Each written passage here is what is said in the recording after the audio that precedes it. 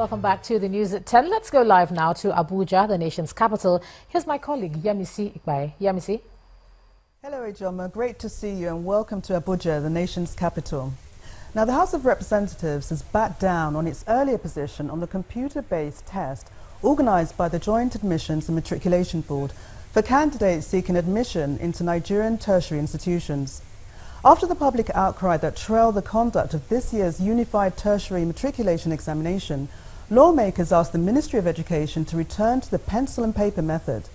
The chairman of the House Committee on Basic Education, Mr. Zakari Mohammed, gave reasons about their change of mind after their fact-finding visit to one of the test centers in Kogo, a satellite town in the FCT. 15 centers where Jamb is holding a makeup test for candidates who missed their examination due to relocation from their original centers in the last exercise. Some of the candidates recount the challenges they faced trying to locate their centers in the previous exercise. Like 2 days to the date, and I received another message that I should go and reprint. So when I went to reprint, the date was actually changed for some few days after I reprint, and the center was also changed. So a day before the exam, lately at night, I received another message. After 4 days, when we wrote the exam, I went back. I was expecting text message. I didn't see. I went to take my exam and I was told that I was absent from the exam. One after another, 74 candidates in this center were screened and the makeup test began. Signature and date. Then in front of your signature, put your SIM number. The Joint Admissions and Matriculation Board Registrar says the makeup test is a promise kept for candidates who missed their test in 15 centers across the nation where candidates were relocated. They were absent that time due to relocation. They said they missed it because they were unable to get to the center on time because we relocated. And those are the people that we are concerned with. In addition, people who had medical problems were considered for this rescheduling. Sooner than the examination started, the chairman House Committee on Basic Education and his deputy came in on a fact-finding visit to the center. He tells journalists after his tour and meeting with Jamb officials that the lawmakers support the computer-based test. We are in support of the CBT, and because if you have to go back to pen and paper, it's cumbersome. And those who sit for the exams outside this country are doing that because they are leveraging on the advantage of the CBT. So we must be in tandem with the world order. If you take an admission outside this country for a foreign university, you definitely must be online. So why would the world be flying and we want to crawl?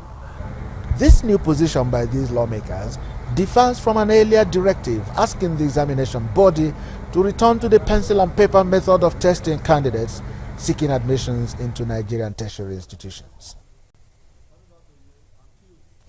And to the judiciary now. The hearing into the 19-count money laundering charge filed against the former National Security Advisor, Colonel Sambo Dasuki, has been stalled after the accused allegedly refused to appear in court.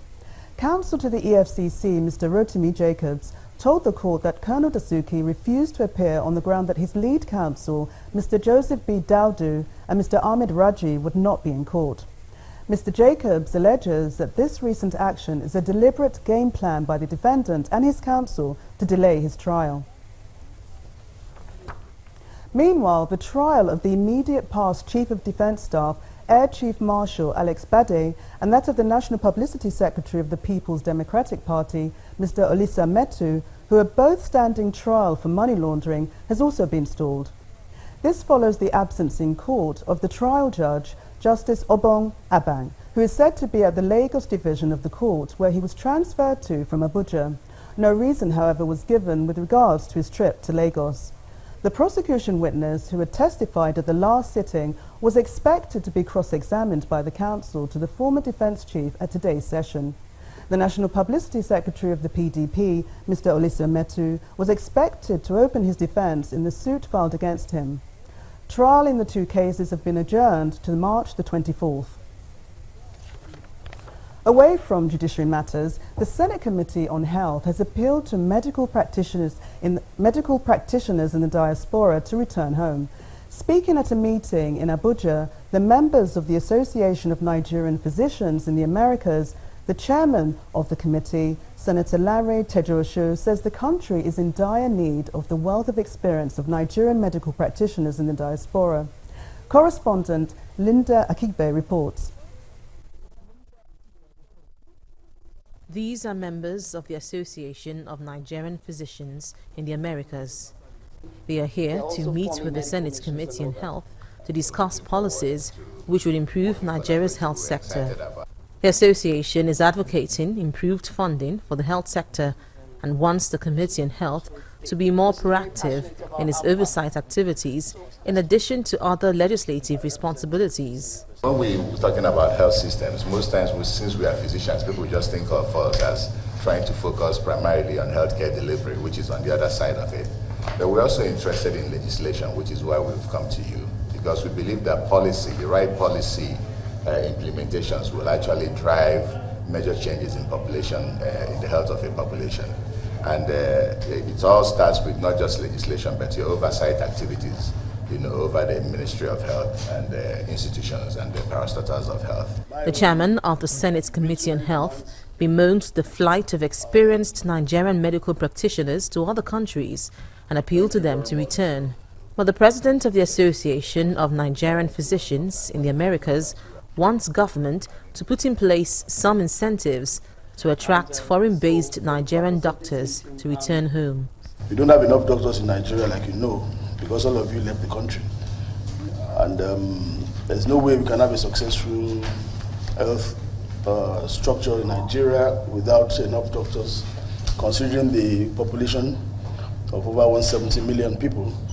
And I'm sure you know the ratio that WHO allows for decent medical practice, doctor to patient, which definitely we are lacking seriously. That is why we are here actually, to say, how do we come back? We came in 2014 and we kind of talked about some of the barriers in attracting people here. The quick answer is incentive. But incentive for people is really financial, right? That is what is the financial thing drove people out, number one. The second thing that drives people out is lack of the proper equipment to deliver the care. So if, for example, the specialist hospital in Abia State has all the structures and equipment, then the question is, how do you incentivize the physicians in a financial way to come back? The association offers to collaborate with the National Assembly and agencies in Nigeria's health sector in the areas of health education, advocacy, legislative support, and bridging healthcare gaps in underserved communities. Linda Kibe, Channels Television News. And that's all from us in Abuja. Back to you, Doma, in Lagos. Thanks a lot, Yemisi. To the southwest now, where the Oyo State government has expressed concern over the appearance of street traders across Ibadan, the state capital. Our community report tonight examines the culture of street trading, which has largely contributed to the abandonment of neighborhood markets and increased litter on the roads.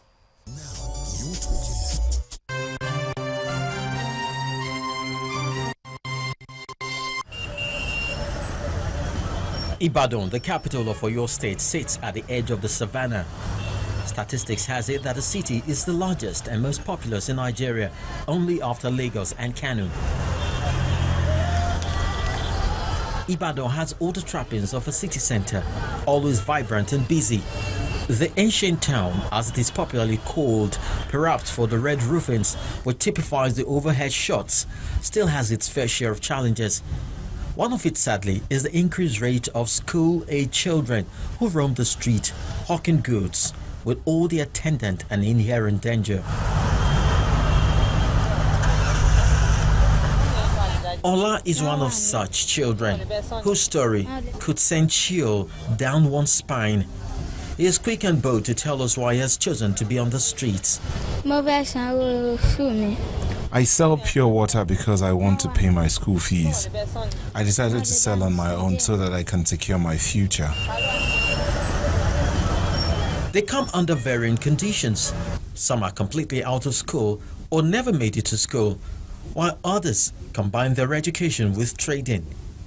When I come back in school, I will go to my grandma. I will go and help my grandma to sell it. Worried about this development, we sought to know how concerned state officials are and what possibly they're doing or they've done to curb the menace. It's not just the job of the government to train our children. It's the collective responsibility of all stakeholders, the parents, the teachers themselves, the guardians, the uncles, the aunties, and all members of the community. As they say, I mean, it takes one parent to bring a child to the world, but it takes a whole community to train that child. At the popular Dugbe Mokola Road, part of it has been occupied by traders. Instead of trading in the market stores provided for them by the state government, and it's also seen where some of these children can be found. I mean, you go to many of our streets now, and the traffic snarl, the traffic problems we have are a direct result of street trading. And so it's a lose-lose situation for all of us. And that's why there will be sanctions, as there have been in the past. Every known child right advocacy makes provision for the protection of children who are vulnerable to situations that affect their growth and development. Several state governments are signatories to those provisions. It's therefore important to have them comply with the provisions so as to ensure that all children within school age are found in no other place than in classrooms for the purpose of learning.